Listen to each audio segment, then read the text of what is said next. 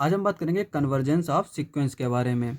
Uh sequence is said to be convergent if and only if it has limit, then we say sequence converges to its limit if limit A N is equals to L, A N tends to L. और limit की definition हम जानते हैं कि A N minus L is less than epsilon for any epsilon greater than 0 there exist m such that mod a n minus l less than epsilon for all n greater than equal to m। ठीक है, अगर ये limit l जो है वो exist कर रही है तो यहीं पे जो है हम बोलेंगे ए एन कन्वर्ज कर रहा है एल पे। तो लिमिट की डेफिनेशन और कन्वर्जेंस में जो है वो डिफरेंस नहीं होता है। लेकिन यहाँ पे अगर हमें लिमिट नहीं पता है, डेफिनेशन का इस्तेमाल हम बहुत कम करते हैं कन्वर्जेंस के लिए, क्योंकि हमें उसके लिए क्या पता होना चाहिए, पहले लिमिट पता होना चाहिए। तो लिमिट पहले हम फाइंड आउट करेंगे, उसके बाद में हम यहाँ पे डेफिनेशन का इस्तेमाल करेंगे इसका। लेकिन हम जो है कभी कभी लिमिट फाइंड आउट नहीं कर सकते, कई सारी सीक्वेंस है जिनकी लिमिट फाइंड आउट नहीं कर सकते, पर हम उनके कन्वर्जेंस और डाइवर्जेंस की बात कर सकते हैं। तो हम क्या करते हैं कि कई स्टेटमेंट्स हैं जो इस्तेमाल करते हैं, जैसे a bounded sequence is convergent if and only if it has unique limit point. तो अगर कोई सीक्वेंस है और अगर वो बाउंडेड है, ठीक है, तो हमें देखना है कि उसकी लिमिट पॉइंट क्या हो, यूनिक हो। अब जैसे यहाँ पे एक सीक्वेंस है A N is equals to 1 minus 1/n minus 1 plus 1/n, या फिर हम इसको माइनस यहाँ से हटा के यहाँ पे पुट कर देते हैं। n is odd, n is even.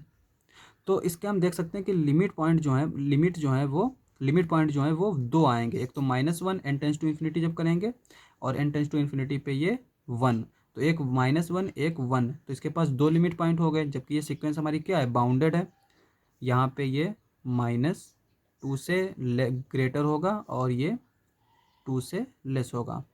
ये सीक्वेंस इसके बीच में रहेगी, तो इसका अपर बाउंड 2 है, लोअर बाउंड -2 है, बाउंडेड है, पर इसके पास दो लिमिट पॉइंट है।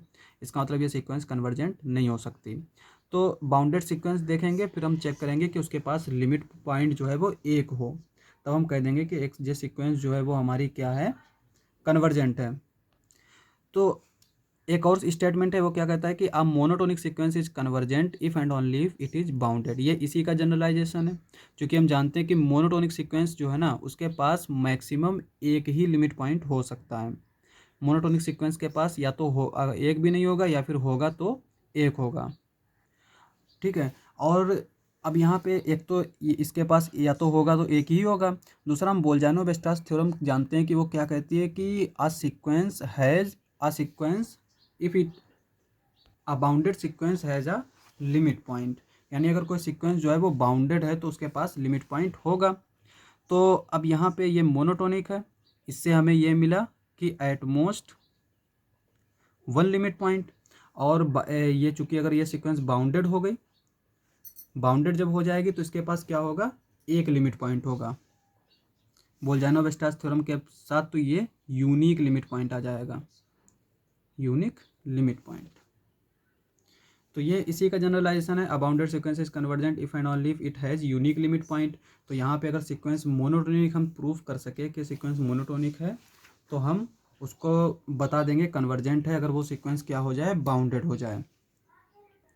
तीसरा क्या है कि अगर उसका लिमिट सुपीरियर और लिमिट इन्फीरियर फाइनाइट आ जाए और इक्वल आ जाए, तो हम कह देंगे कि सीक्वेंस क्या है, हमारी कन्वर्जेंट है।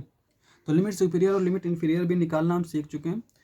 तो यहाँ पे हम एग्जांपल देख लेते हैं। A N is equals to 1 + 1/n और -1 - 1/n, n is odd, n is even.